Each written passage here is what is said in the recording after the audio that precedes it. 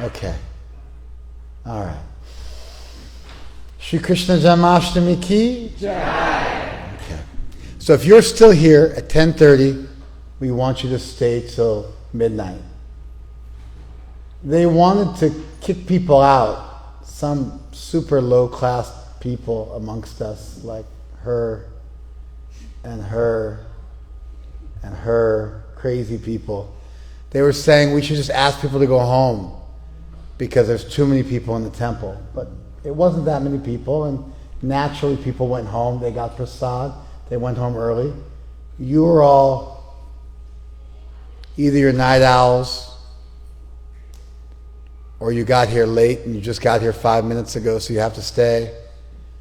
Or maybe you are of the culture that you stay up until midnight on Janmashtami. And you were raised like that from the time you were a child, and it's just part of what you do. Maybe you take a nap during the day, maybe not, but you stay up until midnight and you fast, you do some kirtan, some service, and you celebrate Krishna's birthday, his appearance day in a strong way. So you all must be of that ilk because you're still here. I mean, how old are you? 78? Well, me? Yeah. 57. 57? No, 87? Maybe 86. So he's 86, 87. I was worried when I thought he said 57, I got worried for a second. Maybe his mind is going. But 86, 87 just shows how long we've known each other. I met him when he was in his 60s. Now he's in his 80s. He's always seems to be many years ahead of me. But he's still here on Janmashtami. He'll stay here till midnight. So what excuse do any of you have for going home or eating or crying about the late hour? He's 86, 87. Old enough where if you forget your exact age, people think, yeah, that makes sense. Like when I'm 86, 87, I'll be like, yeah, 86, 87, mid-80s. Mid-80s, 86, 87, 88. What's the difference? At that age, we can say almost 100. So if you're here, he's here, it means you attached yourself to this idea that there's a little bit of austerity that you perform on this day. There's an Abhishek, it's traditional on this day. The Jula Nyatra, the swing festival, that's something we add. That's something we add. But the Abhishek is very traditional on this day. Fasting is very traditional on this day. Staying up till midnight is very traditional on this day. And the midnight arti is also very traditional. These are like the core elements of a Janmashtami celebration that you'll find amongst pious Vaishnavas all over India, amongst pious Hindus all over India for millennia. And so we've done all that and more. The bake sale is extra. The big feast is extra too. Generally, after the fast, you eat anukalpa. You eat fruits and vegetables, but not grains and beans. The actual feast is held tomorrow. In pious Hindu society, when you fast like this, then at midnight, because your digestion is weakened, you only eat fruits and vegetables, not grains and beans. And then there's a whole other festival the following day. And on that day, you eat a big feast. So there's, you can fast from food and water. You can drink some water. You can drink a little nimbu pani, a little lemonade to give you some electrolytes. You could eat, but not eat grains and beans for the day. That's what that person calling me was asking. They were saying, is it okay to eat buckwheat? Because buckwheat isn't technically a grain, it's a grass. And is it okay to eat potato sabji? They had this idea that, like, if I eat that, of course, to me, who I'm super hungry at this point, that sounds like a whole feast. I'm like, are you kidding me? Like, that's So I chastised him a little bit. I said, you're calling me on a fasting day while I'm fasting, and you're naming the different kinds of food you want to eat while still getting credit for fasting.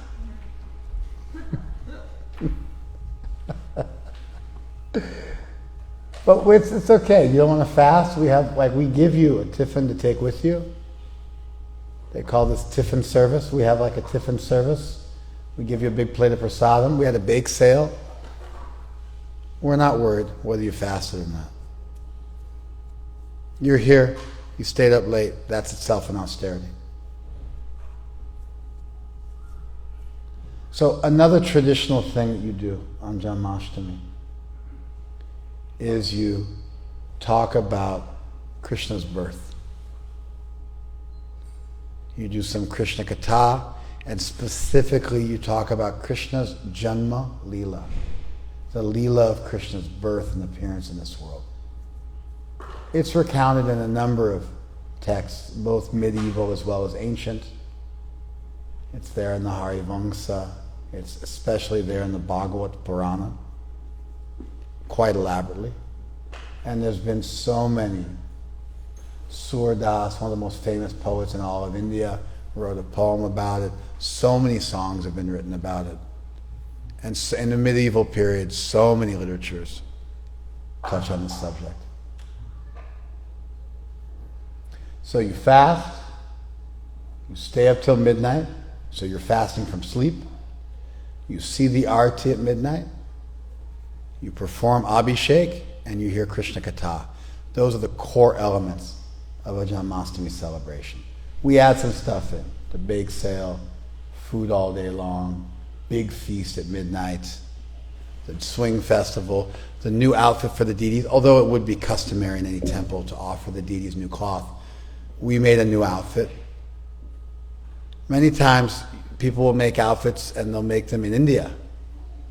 They do very fine embroidery work in India. We made this particular outfit here. It was made by our devotees. At least several hundred hours of work went into making this outfit. And we do that multiple times a year. It's quite beautiful. We did big abhishek this morning, second abhishek for the public, but we do an abhishek every day for the deities.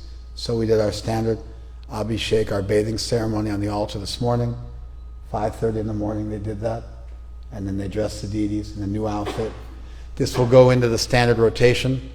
So some outfits, they get retired, and then we're always making new outfits, and then they're in a standard rotation, and then we dress in this outfit for some years, and then as it becomes older, then we move in new outfits and move out the old ones. And there's a constant process of making the deities beautiful clothing. So every day we bathe the deities on the altar, and we dress them. And today they got new cloth. And so that's also something we do. And I think that's pretty typical too. It's not there in like a sacred text for how to observe the festival, but in any temple where they have deities, we have to make new outfits, and so this is one of the days where we make a nice new outfit. It motivates us to do more than we would normally do. We clean the property up. We do construction work around the temple. We just did some tile work in the kitchen. We did some plumbing work. We cleaned up the grounds. These festivals come along and then we do extra work. And sometimes we hire people from outside to come, but this work was all done by our devotees. They jumped in and stepped up and did extra work. Cleaning, cooking, making the outfit, repairing the temple, beautifying the temple.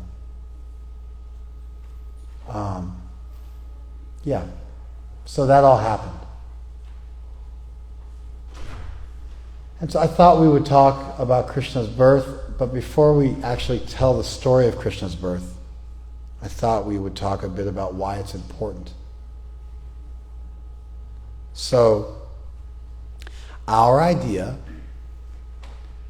is that the classical conception of God, an all-powerful, an all-knowing, an all-good, merciful, parental figure that created everything in existence, and watches over the universe and punishes the impious and rewards the pious and lives in heaven surrounded by angels, that idea about God is deficient. Our tradition, the Krishna, the Krsna tradition, devotees of Krishna would technically be called Krishnas, more generally Vaishnavas, but Vaishnav means devotee of Vishnu. So a devotee of Krishna would be called a Krsna.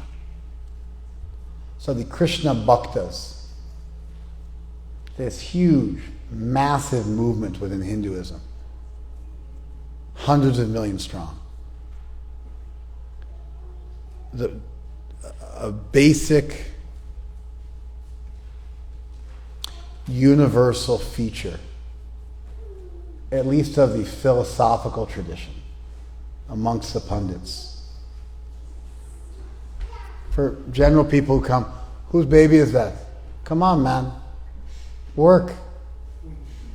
Seriously, I'm a father. How many children you have? I have 6. And I've never let my kid crawl around during a class and make noise.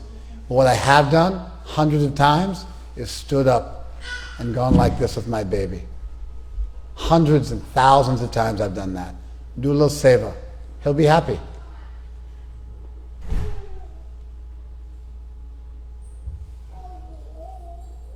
And that cooing sound is like music to my ears. It's the sound of a good parent looking after their child, and the child's happy. All right. So amongst lay people, maybe they don't know this, but within the philosophical tradition, within the tradition of pundits, within the scriptures, there is a universal feature, and that is that the classical notion of God, of an all-powerful, all-knowing, all-good, creator of everything, that punishes and rewards and is surrounded by angels, that conception is deficient. And why is it deficient? Yeah? Because it lacks intimacy. Because it lacks intimacy. If you're punishing and parenting your children, there's certainly a lot of love coming from you, and even you could say intimate love. But there's a role you're playing. I'm your parent, you're my child, you are dependent on me, I need to teach you, you're beneath me, you are less than me. Like if your child was to walk in the street by themselves, first of all, your child cannot walk. But if they were to crawl in the streets by themselves, what would happen? They would get hit by a car. Some terrible thing would happen. That child is beneath you. You need to protect them. They don't know how to protect themselves. You follow this? That's the core idea when God's your father and mother and is punishing and rewarding you, is you are an immature child who's incapable of taking care of yourself, and you require to be maintained and chastised and corrected and rewarded to teach you because you don't know. But if you have that idea that your relationship with God is always like that, then you end up being permanently crippled, permanently mentally disabled, practically speaking retarded, because for all eternity you never grow up and become capable of properly reciprocating with God. You're always a child, always in need of a parent, always looking after you. So this, although this is true now, just like if someone is on drugs, you have to take them to a hospital. But if you thought they always have to stay in the hospital and they can never come out, you're really selling that person short. you're seeing a lack of their potential for growth.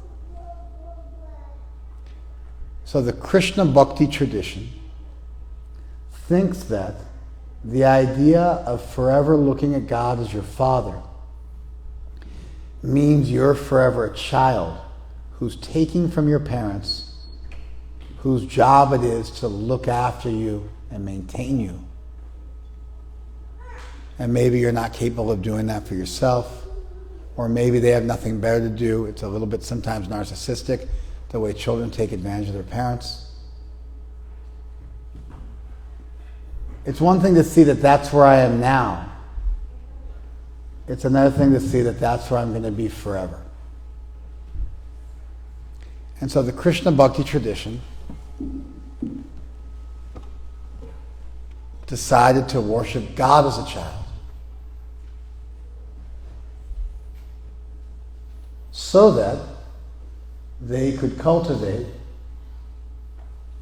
loving God in a complete way where they could fully reciprocate. And it wasn't just a one-way street where God gives you things and you say thank you, but you can care for God. It's not possible to care for Vishnu. He's too powerful, too complete.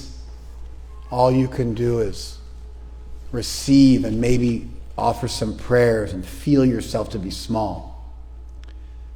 But the idea of Krishna as God opens up possibilities. Krishna's angels, Krishna's devotees, they think of Krishna as being their child, so much so that Krishna reciprocates and becomes their child, and Krishna has a mother and a father, Nanda Yashoda, are Krishna's mother and father.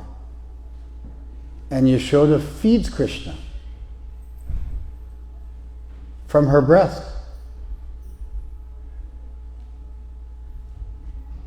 She lactates in heaven and feeds Krishna spiritual milk from her spiritual breast to her spiritual child forever.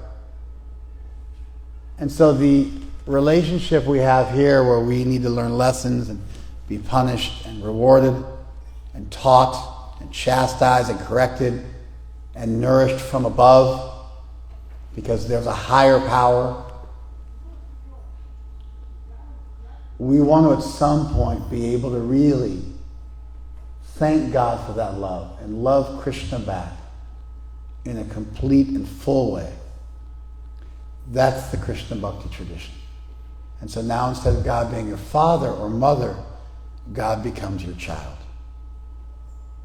You become the parent. And now you're thinking about Krishna. Now, if you're thinking Krishna is your child, then what must have happened? Krishna must have been born. Because if you really want to think of Krishna as your child, and he wasn't born, then that sweet moment where you fell in love with your child, that's stolen from you.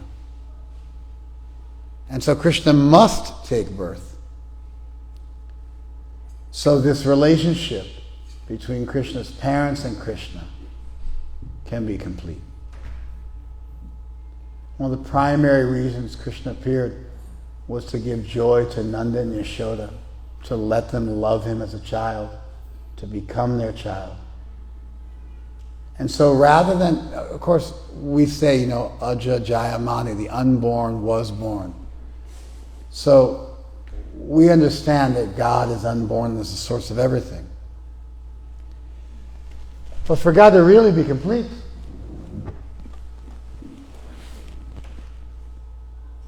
he also has to be able to love, to grow, to be born,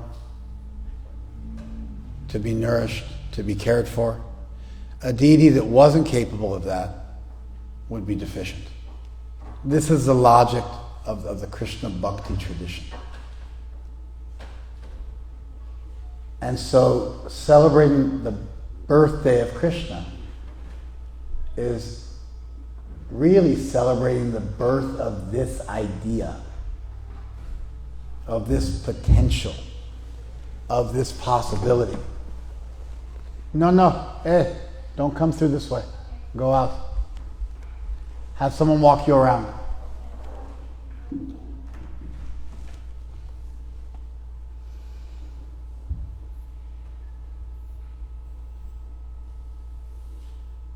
If Krishna didn't take birth, then his parents would not be able to love him as fully. Therefore, for there to be a completeness of love between Krishna and his children who became his parents. His parents are also his children. They're also his angels. They also come from Krishna. But they have this love. I want to love Krishna completely, absolutely. And so Krishna becomes a baby. And if he wasn't born, if he just appeared there, there'd be some deficiency. So Krishna appears to take birth, takes birth precisely so that his elders can have a full and complete loving relationship. And the Krishna Bhakti tradition, I think, in the whole world, is unique and different in that we have these elaborate, poetic, super nuanced descriptions of exactly what happened.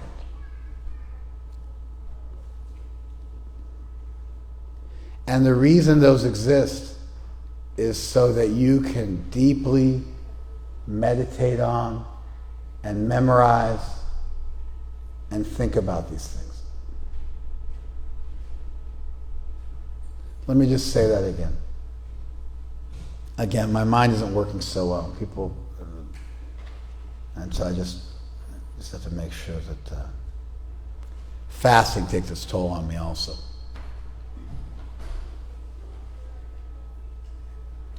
The reason why our tradition is unique in that it has these elaborate, poetic, super detailed descriptions of exactly what happened, exactly how Krishna took birth, exactly what the mood was there, exactly what it looked like. And the reason for that is so that you can, through the words of those poets and those ecstatic savants, you can forget yourself for a minute. And you can go to that place. And you can, through the words of these empowered poets, you can go to that place and experience what happened through hearing it. Okay.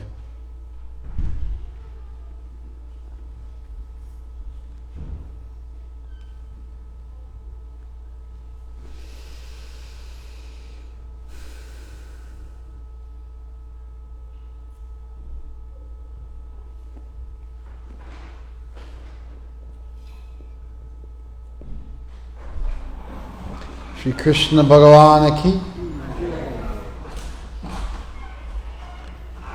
We close the doors before midnight. It's also done in temples traditionally. And that way, when midnight happens, you're seeing Krishna for the first time. That's the idea. So the deity doors have been opened way later than normal. Normally we close the doors at 8 p.m., but we're keeping them open. And then we close them at 11 so that for the last hour we can miss Krishna and then we can see Krishna for the first time. Hare Krishna, Ajay Prabhu. Nice to see you. You comfortable there? Okay. All right. So we have these elaborate descriptions of what Krishna looked like, of what happened, of the exact chronology of events, precisely so that faithful devotees can transcend their daily life and go to that sweet place and and witness those pastimes through the words of people who have seen them in their ecstatic meditation. By the time you fully go there, you don't come back. But our savants, while still living, went there in their meditation, came back, wrote down their notes so that we would have some kind of a bridge to help us get there as well. Did you follow this? So, for Krishna to become complete, he must grow. We like to think of perfection as being a static state of existence.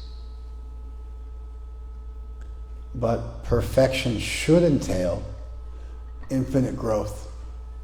Therefore, the deity that's truly perfect would be perfect and also be continuously becoming more perfect as time went on. And so that growth of divinity is intimate, loving, exciting relationships with devotees that just get better and better as time goes on, and they go on forever. Krishna appeared as a child specifically to relish that. Prem ras niryas kodite ashwadan. He came to taste prem ras, the feeling of love with his devotees. And therefore he's known as Rasik Shekhar. A name for Krishna is Rasik Shekhar. He's the king of ras. He tastes the most flavor, the most love, the most enjoyment. Krishna is the biggest enjoyer. A Rasik is one who tastes ras. Rasik Shekhar is the chief of all the tasters of ecstatic love and emotion. And so Krishna is a fully loving deity, capable of infinite love, relishing infinite love, and always eager to taste more love. And because love can be given by devotees, Krishna can taste more and more love forever. And even the person who has everything, if you give them your love, there's something new that they've never had.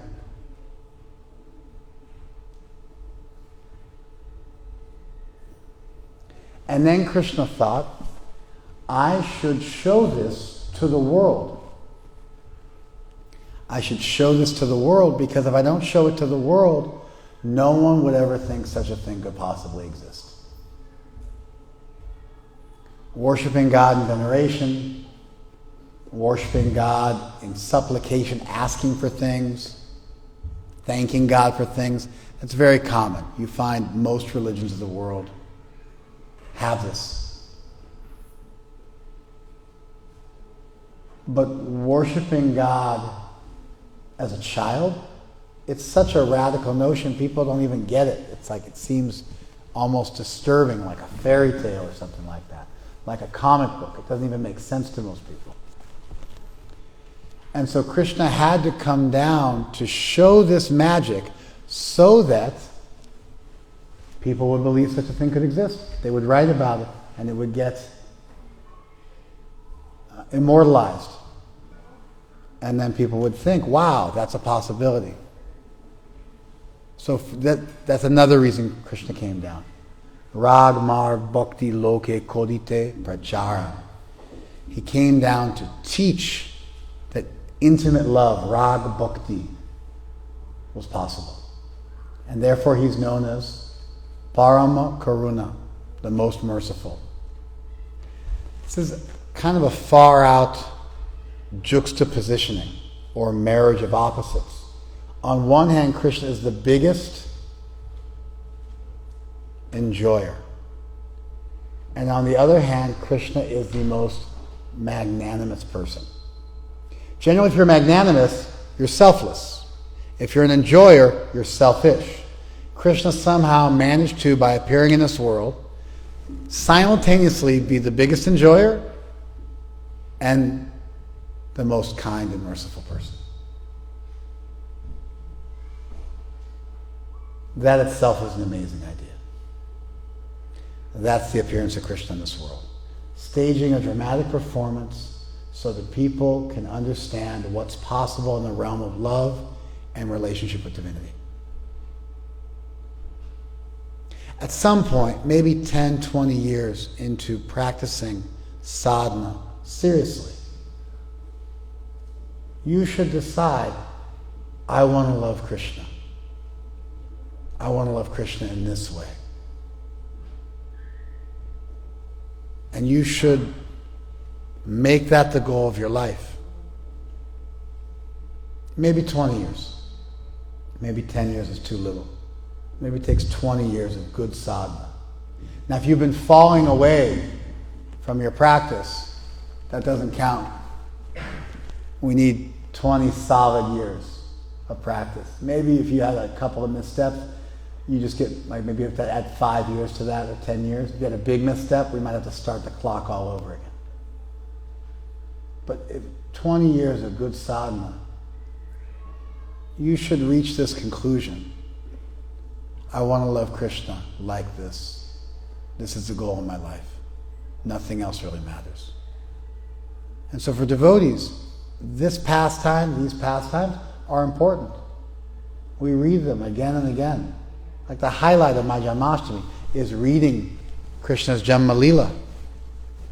The highlight of my day. I do it earlier because I'm a little stronger, my mind's a little better earlier. As the day wears on, my mind becomes less potent. It's harder for me to concentrate.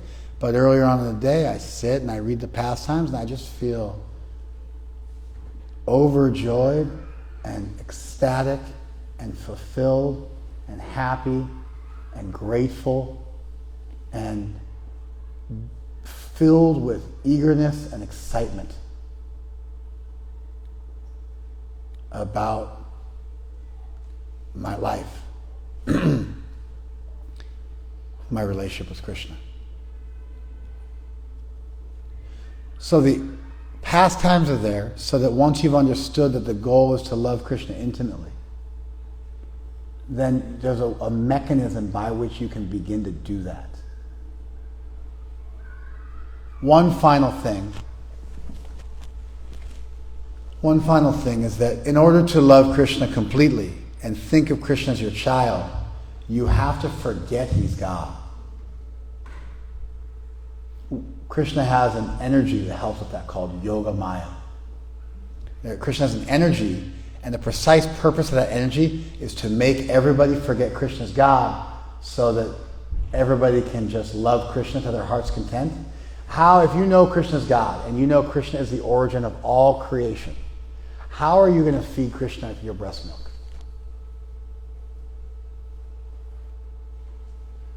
You follow? How are you going to change Krishna's diaper? How are you going to spoon feed Krishna? If you know that this is the source of all creation, you're not going to do that. If you know Krishna is the source of all creation, you're going to bow down and ask for forgiveness for all your sins. And maybe once you get over that, you'll just feel real small and insignificant. And maybe look at the toes of Krishna. Can't even look at his face. If you really are going to embrace Krishna, dance with Krishna, marry Krishna, suckle Krishna, play with Krishna, wrestle with Krishna, you have to forget he's God. And if Krishna is going to love you completely and love you fully and truly be Rasik Shekhar, the biggest lover that ever existed, Krishna's also going to have to forget he's God. Because when you have tons of power over somebody, that power and superiority makes you not capable of loving them equally and thickly. You look down on them like you would look down on a dog or an animal. You love them, but you also, they're a dog. If you started thinking you were involved in an equal, loving relationship with your dog, that would be a mental disorder. That would be a problem. Dogs lack the intellectual capacity for having a full-fledged relationship. Somebody tried to marry a dog, that would be very disturbing in society. or marry a child.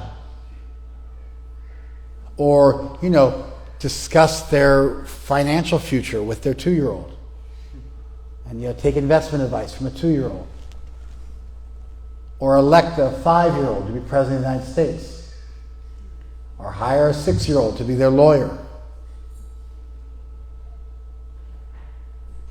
Or take an Uber ride with a 3-year-old.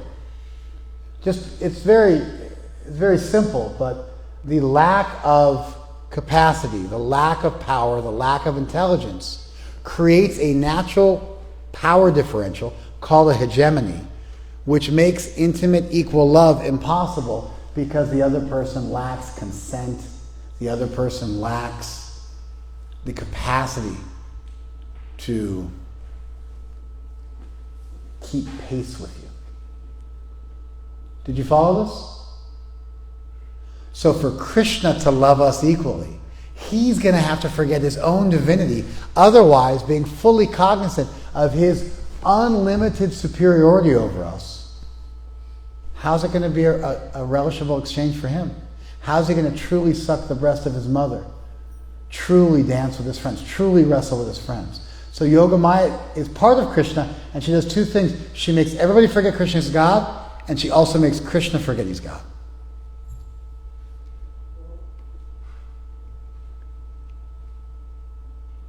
So Krishna is the biggest enjoyer.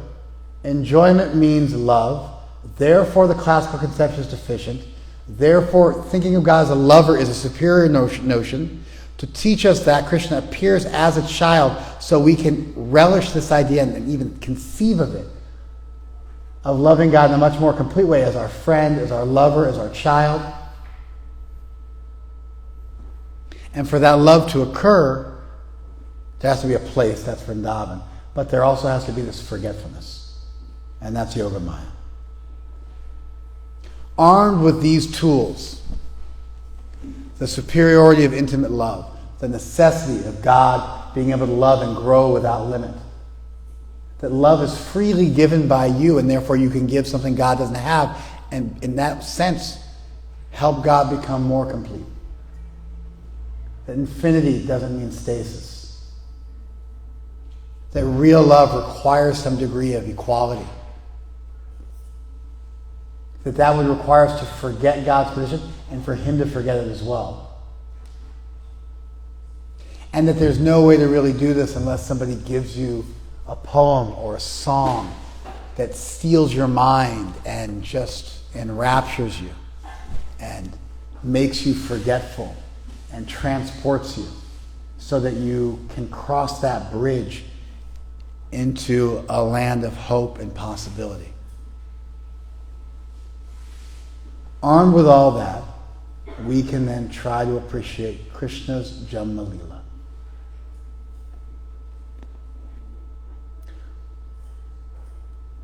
Approximately 5,000 years ago, many impious people were living in the world. And the earth, Mother Earth, was burdened by this. She was pained by this.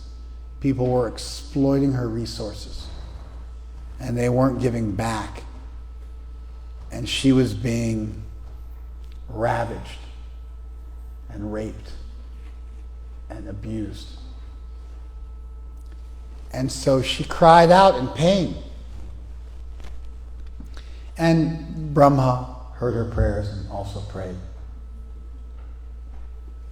that the Lord would come down and appear in order to relieve the burden of this world by removing the impiety and by nourishing piety. And at that time, Krishna thought,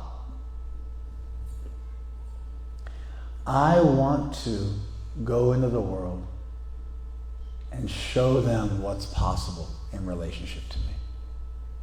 So people will stop just asking me for their daily bread. People will stop asking me to forgive their sins.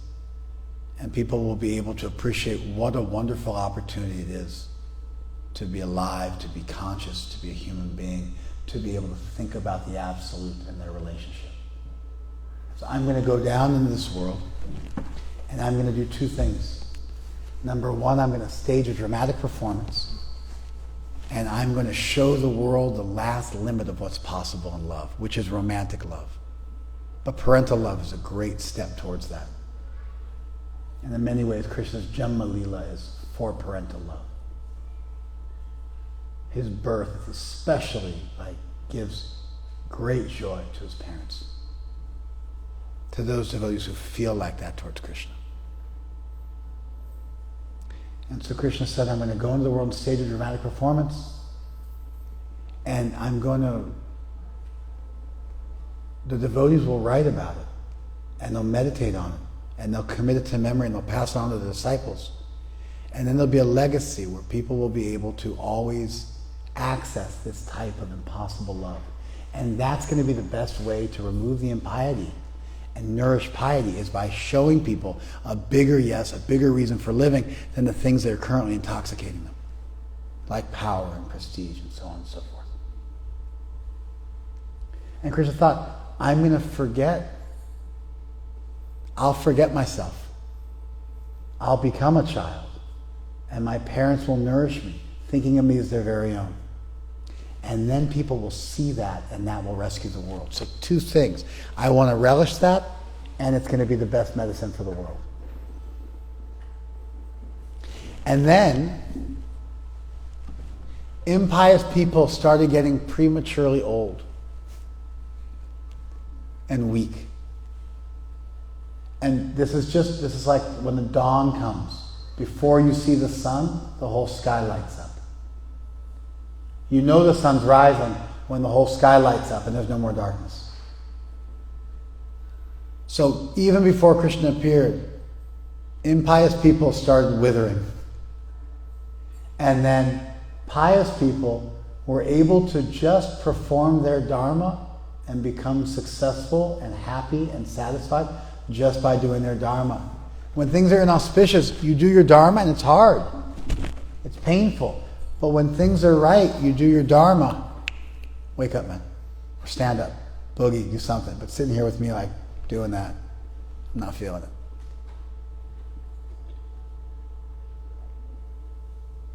In good times, you do your dharma and you're happy and you're successful. A lot of times people have to go against their dharma to make it. They have to sell out and do something that they don't feel good about. But when the world's situated properly, pious devotees can live piously and be successful. That happened before Krishna even appeared.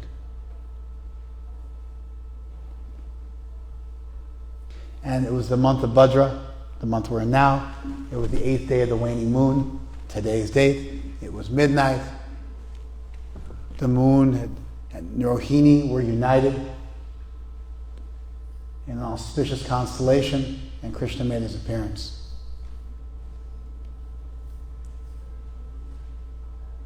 And when Yashoda saw Krishna, I'm going to skip over the actual details of his appearance because it's about a half an hour story. But what I wanted you guys to get, when Yashoda saw Krishna, when Krishna's mother saw Krishna for the first time, she thought,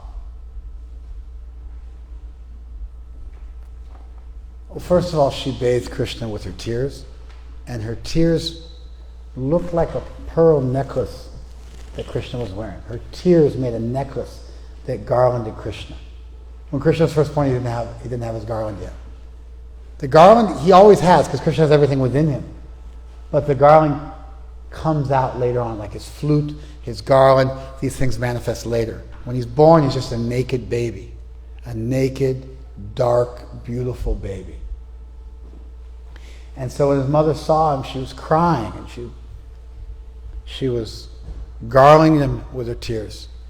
And then the elder gopis who were there, they taught her how to put Krishna onto her breast. But so much milk was coming from her breast that she was bathing Krishna in milk from her breast. Garlanding Krishna with tears from her eyes and bathing Krishna with milk from her breast. And she looked at Krishna, and she saw, because Krishna is so shiny, Sham Chikana, he's super shiny. And when she saw him, she could see her reflection in Krishna.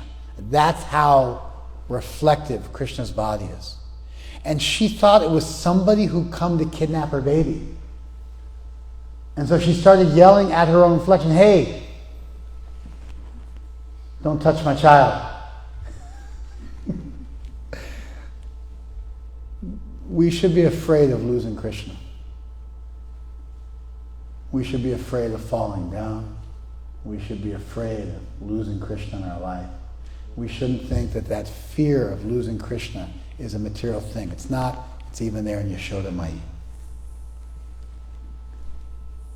And when she was looking at Krishna, he looked like a lake of liquid sapphires. And his cheeks were like two bubbles in that lake.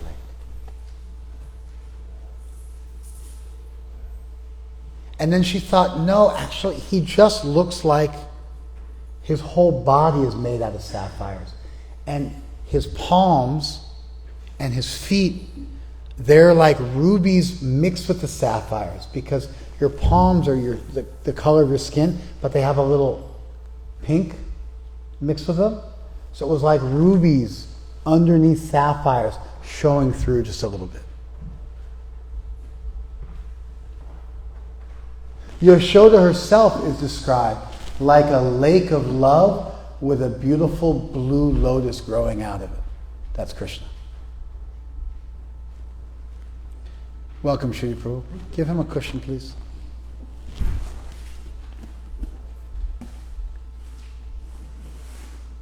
Yashoda herself is described as a lake of love in which took birth a beautiful blue lotus. That's Krishna. Then she thought, no, my son, she's thinking he looks like a bunch of gems. Then he looks like a lake of gems. Then she thought, no, he looks like a cluster of blue lotuses.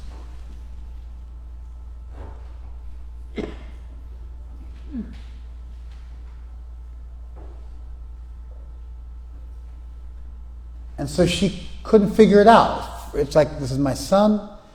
Is he made out of liquid gems? Is he just a bowl full of gems? Is he just made out of lotuses?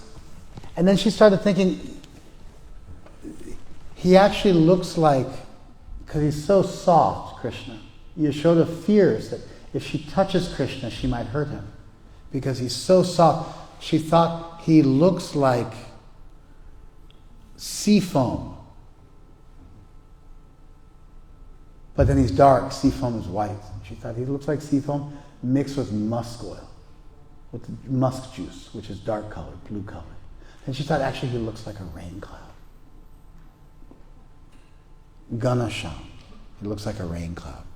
Then she saw Krishna has a little, on the left side of his chest, Krishna has a little gold line called the Lakshmi Rekha, the line of Lakshmi. It's a little gold line on Krishna's, the left side of his chest.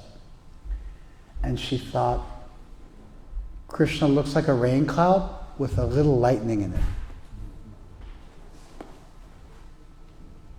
And then she thought, he looks almost like a gold testing stone. Do you guys know what a gold testing stone is?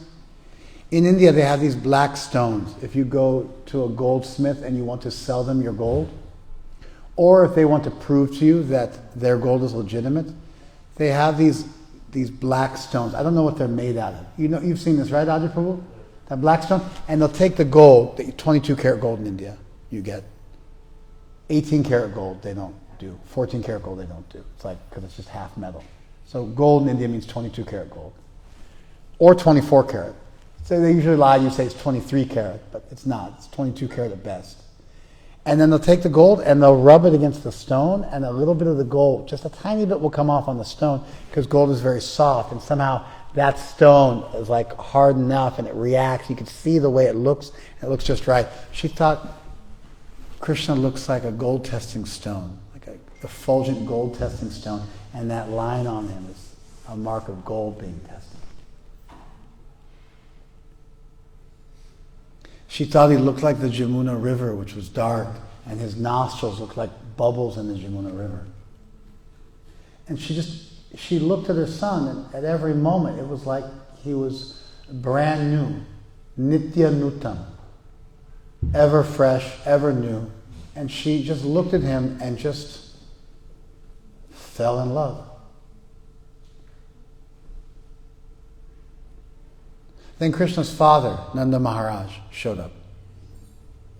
And when Nanda Maharaj showed up, he was stunned. He was just motionless. His hair was standing on end. He could not speak. Tears were flowing from his eyes. But he actually looked like a statue, like a crying statue, because he was stunned looking at his son. Krishna began crying. And Krishna's crying, it's Om. So Krishna was crying, and it was like the whole room was filled with the sound of Om. Because Krishna's cooing and crying is pranab, it's Omkar. And then Nanda Maharaj, he did what every pious father does. In like low-class society in America, when you have a child, you give out cigars, like somehow giving cancer to the people you love is considered to be auspicious. But in India, you give charity. And so Nanda Maharaj began giving charity. And it's said that when Nanda Maharaj gave charity, the ocean lost all of its gems. The ocean's famous for having gems, like pearls and such. And it says that Kamadhenus, Surabhi, desire cows, they lost their ability to produce desirable things. Desire trees, kalpavrikshas, lost their desire. Because when Nanda Maharaj gave charity, it was like the whole universe was being given in charity. Lakshmi Devi, who normally has many lotuses, she only was able to hold one lotus. Because Nanda Maharaj's charity was unrivaled. He gave the whole universe in charity to celebrate the birth of his son.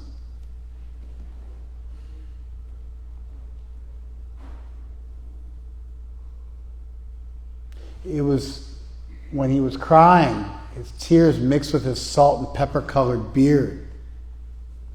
And it was almost like he was bathing Krishna with milk, as the tears were pouring from his beard onto Krishna.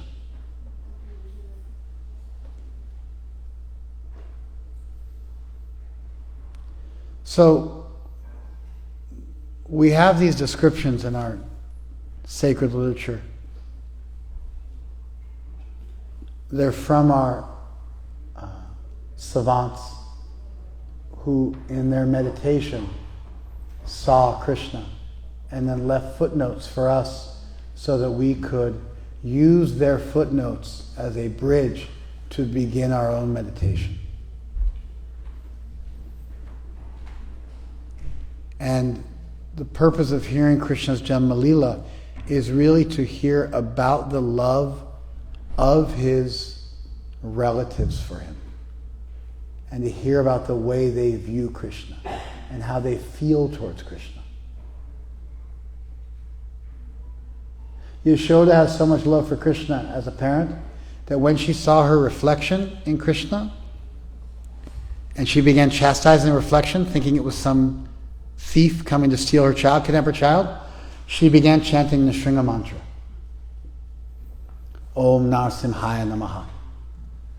To protect her son. Because she doesn't think of Krishna as being God. Sometimes Krishna remembers he's God, he smiles when his mother's trying to protect him. Sometimes he remembers the Leela. Her saying Om Narasimhaya reminds him that his avatar is Narasimha, and he gets a little smile because he remembers for a moment, because her prayers kind of pull him out for just a second. So, we fast,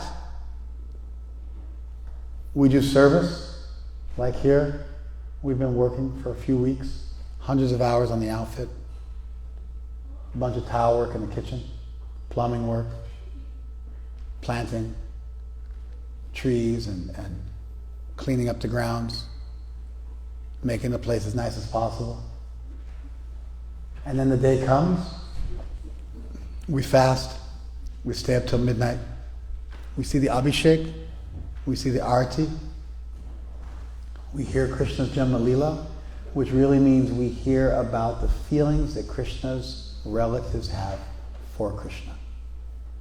That creates a bridge for us to begin our own meditation, armed with an appreciation of the superiority of loving God as a child, the possibilities of intimate love, the necessity of intimate love, the necessity of a full conception of a deity, having the ability to love equally, the necessity of forgetting Krishna's God, and then we meditate on these verses, such as the ones I described to you, and we forget for a minute where we are, and we just let our mind dance, and we think about what could be.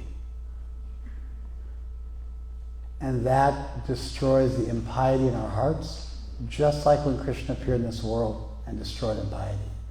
And it awakens and nourishes piety, just like when Krishna appeared in this world, he nourished piety. And we become a little more selfless, a little more deep, a little more thoughtful every year as the years go on. And as the decades roll on, we slip into these meditations. They become part of who we are. And that's our tradition, the tradition of Krishna Bhakti. Radical, intimate, subversive love for the deity. That gets so thick that you forget Krishna's God. That gets so thick, he forgets he's God. And you just love each other in eternity and dance together in a place where every step is a dance and every word is a song. And Krishna's weapon is his flute.